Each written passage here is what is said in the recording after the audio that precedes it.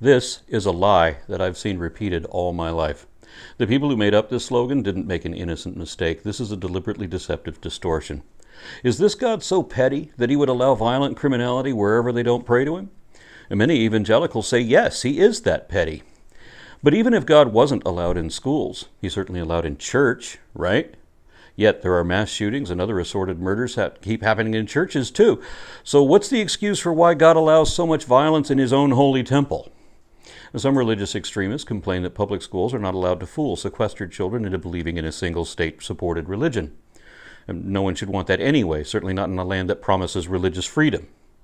And some believers complain that public schools might teach forbidden knowledge, and they don't want the kids to know the truth or understand reality.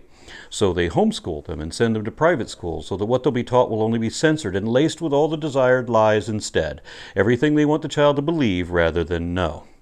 But science is not a religion. The truth is what the facts are. That's what they're teaching, and every student has a right to know the truth, regardless whether they later choose to reject that in favor of faith, which is also their right. There was never a time when God wasn't allowed in schools. Students were always allowed to believe in whatever God they liked and even pray to them. No one cares if your kids talk to themselves or their imaginary friends, as long as it's not indicative of an actual mental disorder and they're not disrupting the class. Although, it would be best if they followed the example given in Christian scriptures and they only did their praying secretly in the privacy of their own room, like the Bible says. But they can still also be hypocrites and declare their prayers for all to see, though the Bible says they'll receive no reward in heaven if they do. So maybe we shouldn't force them to. There was a time when state-funded public schools forced their pupils to begin each day by reciting 10 verses of a King James Bible. Students had no choice.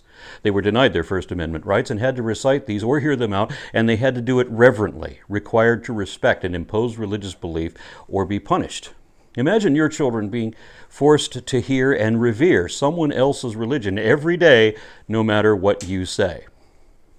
And sometimes if parents raised a stink over their kids having to go through this daily inculcation, that student would be segregated or even ostracized from the rest of the class. That's what happens whenever the state even seems like it has a favorite religious denomination. Everyone else becomes second-class citizens, having to bow to whatever the state-endorsed religion is. This was not only an annoyance to atheist kids having to waste their morning reciting lines from irrelevant fables and having to be respectful of it when they don't even believe in God and they have a right not to. It was also a violation of the freedom of religion for Hindu, Buddhist, and Sikh kids who may believe in a different God, as well as Muslim or Jewish kids who believe in a different version of God, and even for Christian kids whose churches may object to the King James Version or who might object to their children receiving religious instruction from a chemistry teacher or a gym coach of the wrong denomination, to say nothing of the rights of the teacher, who might be Jewish or atheist or pagan or Mormon, yet has to lead a mixed bag of different religions in prayer to the Christian God, regardless what anyone's religion is or rights are in that classroom. Some American Christians have told me that freedom of religion pertains only to Christians, and that you're only free to believe in Christianity, and that you're not free to believe otherwise. This too is a lie. But if a lie is repeated often enough, people will believe it, and that's what this is all about. This repetition is inculcation of impressionable children, even against the will of their parents. This is also why even little kids are forced to pledge allegiance when they don't even know what that means.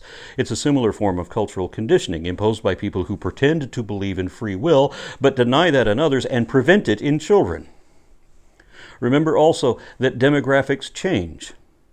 Islam is the fastest growing religion in the world right now and has been for decades, while over that same period Christianity has been in a general state of decline worldwide and even in the U.S., the last stronghold for Christian religion in the West. That means that Islam will eclipse Christianity soon, and not just in the rest of the world, but even in America. So whatever laws you make on behalf of your own religion today will only pave the way for the next dominant religion tomorrow. How will you feel then about your Christian kids or their Jewish teacher reciting 10 verses from the Quran every morning before being forced to pray to Allah? Especially knowing that teachers will be fired if they don't comply. Wouldn't it be better if we didn't force other people's kids to recite the mantras of any one faith? Wouldn't it be better if we didn't try to force one religion onto everyone, depriving them of their right to believe what they will according to their own conscience? The Founding Fathers knew full well, from myriad examples throughout history, how all religions are divisive and persecute each other, and how this is always exacerbated when any one of them seizes power over the state to then impose the government religion onto everyone else. Our founders knew that the only way to have freedom of religion was to guarantee freedom from it as well, and that's why they did not found this country on any Judeo-Christian values, but instead created the first ever secular government, where Congress shall make no law even respecting an establishment of religion, which they knew would invariably also prohibit the free exercise thereof. If you agree with this sentiment, then your problem is not that God was kicked out of school, because that never happened. Your problem is that your particular religious views aren't being forced onto everyone else's kids. Prayer was never banned in school either. The people who say it was are lying. What really happened was the Supreme Court ruled that state-endorsed schools cannot violate your First Amendment rights as a parent to control which religion your children have to hear and respect and obey. Public schools are for education, not indoctrination. You have the right not to be forced to pray to someone else's God. You should be thankful for that and stop telling lies like this.